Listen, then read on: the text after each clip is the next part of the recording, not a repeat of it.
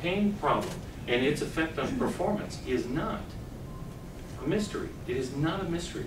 We know a tremendous amount now, although some of this knowledge is fairly new. I spent all day yesterday listening to a fellow named David Butler speak at the National Convention in Washington, D.C. over at the Harvard.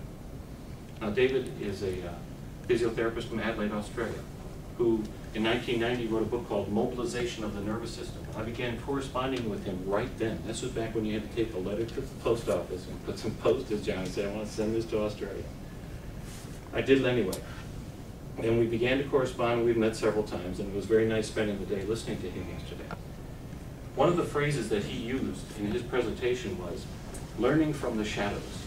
Learning from the shadows. And when he says that, he's talking about all of the work they're doing these days on people with painful problems that does not yet have sufficient evidence for them to conclusively say that this makes the difference they hope that it does. But those of us who treat patients with painful problems have this dilemma. We may not yet know what evidence actually exists in order to prove that what we're going to do has such and such an effect, but the patient can't wait for us to do that. They can't wait for us to do that. They need help today.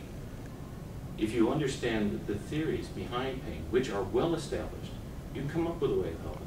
You can come up with a way of helping.